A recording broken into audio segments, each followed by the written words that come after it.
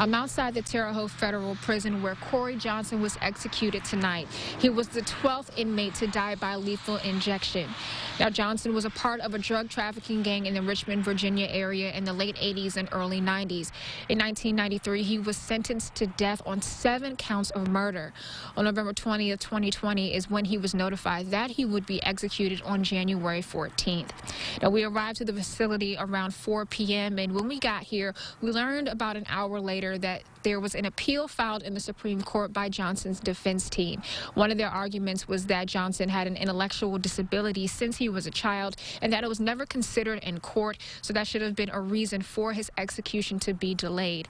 Now, we waited several hours, and just before 10 p.m. is when we learned that the Supreme Court ruled against these petitions and they allowed for this to go on. So we loaded up into the van and we went over to be screened before being taken to the execution chamber. We got inside around 11:08 p.m. and just a few moments later, they lifted up the blinds and we could see Johnson laid out on the gurney. He looked at us for a few seconds before looking over to his left, which is where his spiritual advisor and family would be. At that moment, he was asked if he had any last words, by which he responded, "No, I'm okay," and the process began. Now, Johnson looked very calm. We could see at some points that he would look over to his left and kind of point his finger or nod his head or give a little bit of a smile to whomever he was looking at, which was most likely his family or spiritual advisor. And then at some points he would look up at the ceiling. We would say around 11:13, I noticed a change in his breathing. It got a little heavier and then it started to calm down.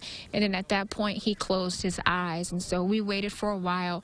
And as we were waiting to hear when he would be pronounced dead, from the left side where his family or spiritual advisor would be, we'd heard chants that resounded like, "We love you, Corey," and there were some other things that were being said that we could not necessarily make out.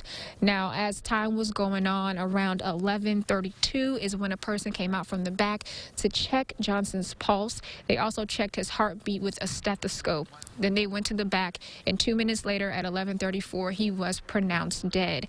Now, at the time of his death being pronounced, those from the victim's side, we could hear clapping, and we could also hear a whistling sound as if it was like a joyous response to what was happening.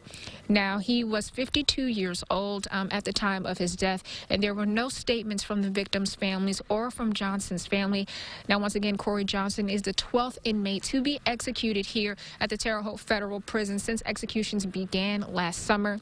In Terre Haute with local news that matters, Taylor Johnson, WTWO.